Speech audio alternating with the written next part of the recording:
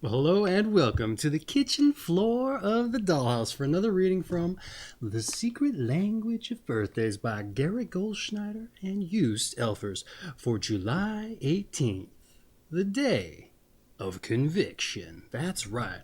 And here we have us a picture of, or an illustration of sorts, of what you might call like a TV tray with a magic lamp, or at least an oil lamp on the top of it. Day of conviction, I don't really know how that correlates that. But that's here nor there. Hey, is it July 18th and it's your birthday today? Well, if it is, I just want to relate to you my hopeful wishes for a happy birthday. But if this video finds you long after your birthday has come and gone, well, I hope you had a happy birthday. That's right. And for everyone else who's just joining us out of curiosity, I want to say welcome and I hope you enjoy yourselves. But before we dive in, let's roll us some dice. That's right. Why? Well, because it is the Diecast birthday cast, so we gotta roll some dice. And why might we be rolling some dice, you wondering? Well, for synchronicity's sake, that's why. And what do we roll us today? We got us a 4 and a 6 for a 10. We got a 4 in the crown and a 6 in the root. What does that mean? Well, it's for all you chakra folks that like that kind of metaphysical stuff. Apply it how you like. 4 and 6 for a 10. And for those of you who don't know what synchronicity is, well, it's to clue you in on the universe showing you that you're on the right path. And if you want to just be open to the universe, maybe giving you a little push in the direction you want to go or it wants you to go. Who's to say? You take it for what you want it to mean. But you just keep your eyes out for 4s, 6s, and 10s. Maybe you hit the grocery store and you're looking down the aisles and you see something that's on sale with 4 to 6 cents off or 10 cents off. Who's to say? It's just to say, hey, you're in the right place, buddy. And maybe grab you a Snickers or whatever it is you're looking at. Okay. Anyway, let's dive in, shall we, with July 18th, the day of conviction. Your month is July, your day is the 18th, and your sign is 24, 26 degrees Cancer of the Cancer 3 period specifically, the last day of it, I believe, and your quality and element is Cardinal water. July 18th, the day of conviction. Those born on July 18th so clearly reflect the views of their group that they may find themselves spokespersons for those whose opinion they do not only share, but also come to shape. Social considerations are often in the forefront here, and whether those born on this day are actively political or not, they usually have a well-defined set of priorities and ethics that anchors their purpose in the world.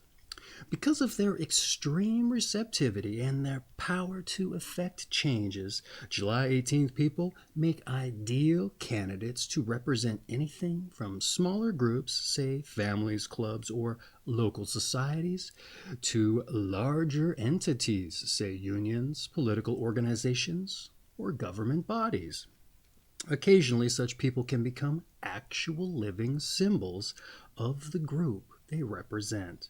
As such, they have the potential to become very powerful figures, as long as they keep the bond with their family, constituents, or colleagues alive. If they should be cut off from this group, they may suffer great anxiety, go through a crisis, and be forced to re-examine their values. And those born on July 18th are generally forceful individuals, and if they had the freedom, adventureness, or the inclination to step away from their group affiliations, they would perhaps benefit from it. But given their nature, perhaps this is a moot point. Freedom of thought, action, and choice are always circumscribed to some extent by the ethics of the group to which they belong. And usually July 18 people make a contribution or express their creativity within such a framework. When the values or objectives of their group come into conflict with the laws of society which they consider unjust, those born on this day do not hesitate to attack the status quo aggressively or defend their group against domination or suppression. In this they are tireless and courageous. The private lives of July 18 people may suffer terribly from their work. They must acknowledge that without spending sufficient time with their mates and or children, a satisfactory relationship is not likely to result. Many born in this day are adept at social interaction, yet quite immature emotionally, and therefore problems will arise in their personal relationships. They may become quite dependent on the attention and affection they demand from those close to them, and extremely vulnerable and fearful if they are threatened with losing it. This may be further complicated if they do not wish to invest enough of themselves to satisfy their loved ones. And those born on July 18th must learn to be as strong in their private lives as they are in their public lives. And this cannot be accomplished on a strictly part-time basis. Ooh, that one was really loaded, wasn't it? I dare say. But very interesting, in my opinion. So what did I write down here? So do you shape the opinions of your community? You reckon you'll become the living symbol of this group that you represent? Or like, Billy Mays for OxyClean or Kaboom, tile and shower cleaner? Let me know down in the comments if that's the case. I'd be interested to see what community you represent. If you do. Especially if you've become, the cult-like living symbol and suffer that great anxiety or crisis or shame that they mentioned. Though I don't think shame was one of the key words there. If it was, you'd probably be more like the Kaboom guy instead of the Billy Mays representative, right? Or the Sham Wow dude, I think. Let's see. It's interesting that the reading describes you being forceful and how it might benefit you, but it's somehow your nature to express your talents within the group. For me, it's more of an individual type thing. So for me, I can't get my head wrapped around being a part of a collaboration, I guess you could say, especially a figurehead for as much.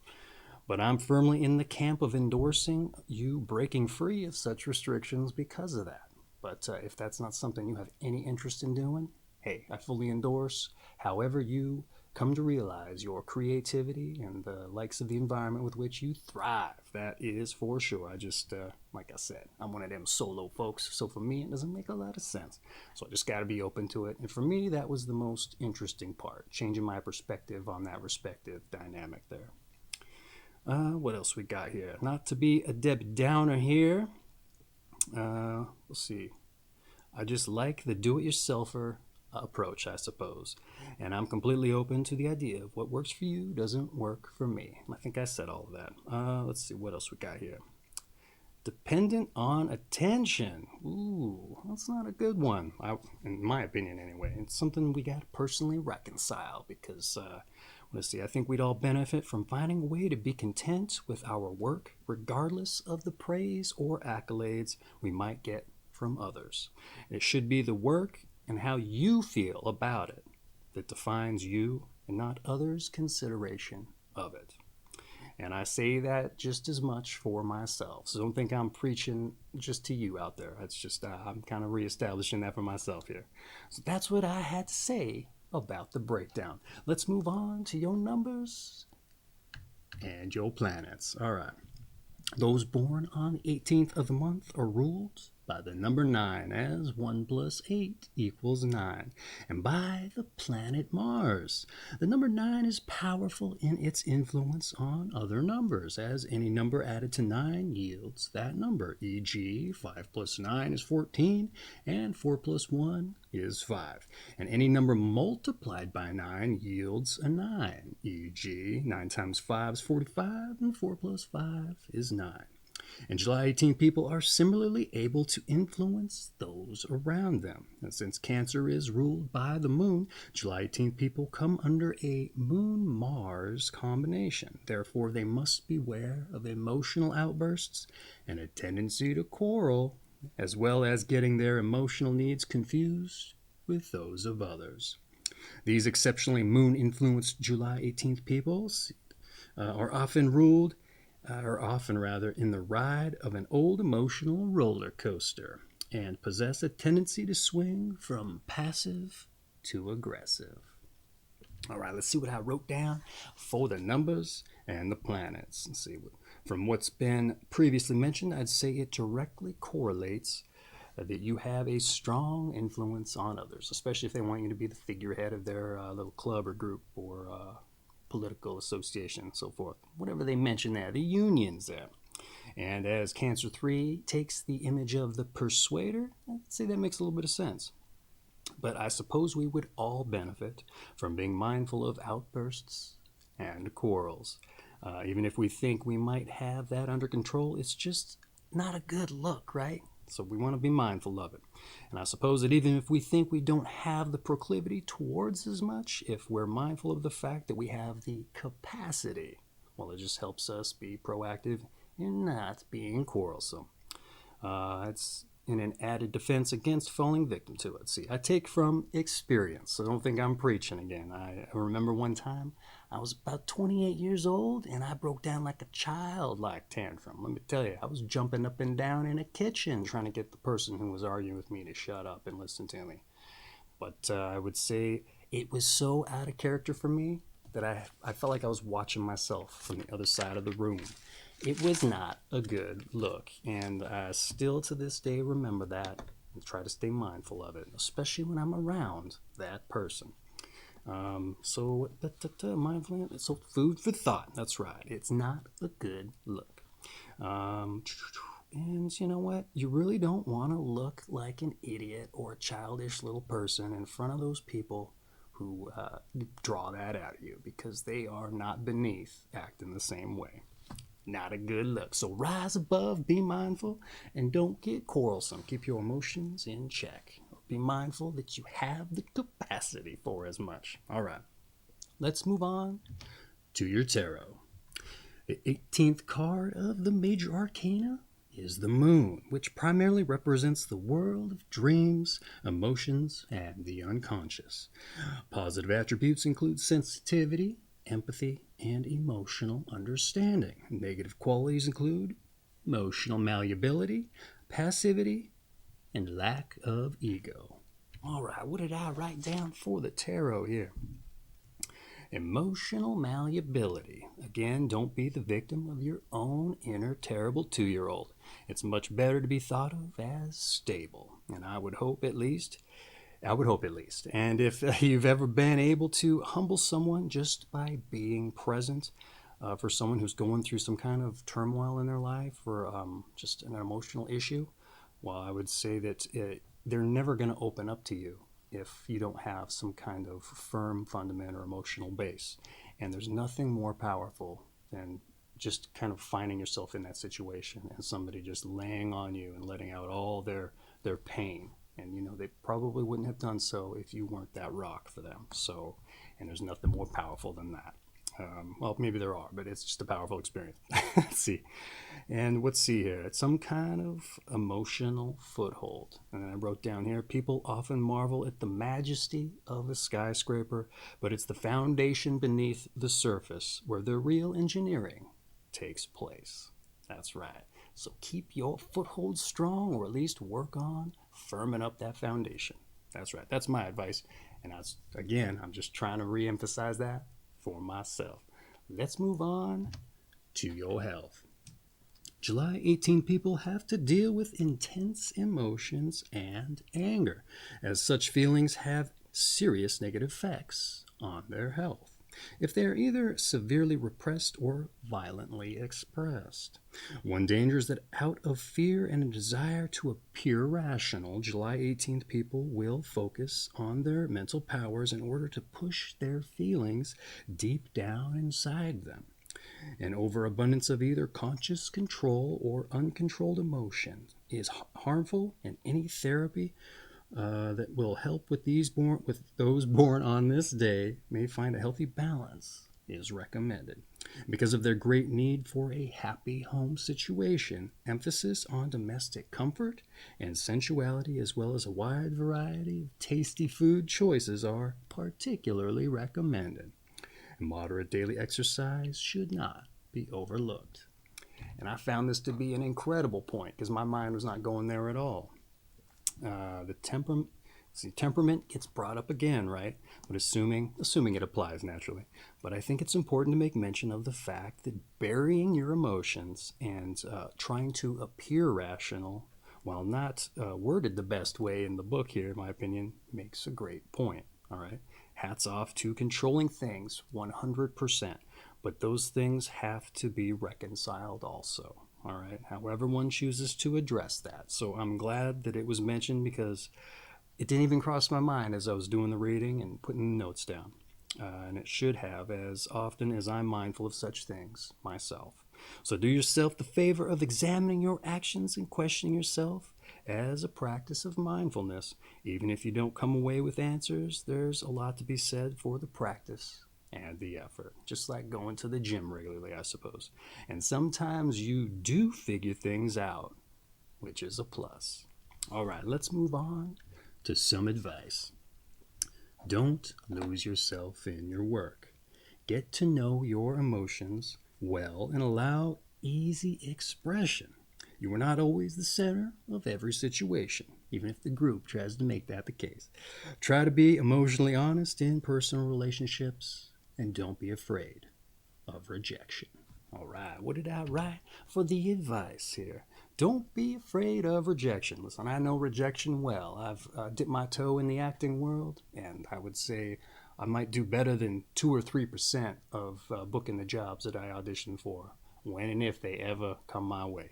And the rejection is just part and parcel for the job. And when you first start out, boy, it can take its toll. So there's a means with which you have to develop where you just do the audition or you do the job interview or whatever, and once you walk out, you leave it there.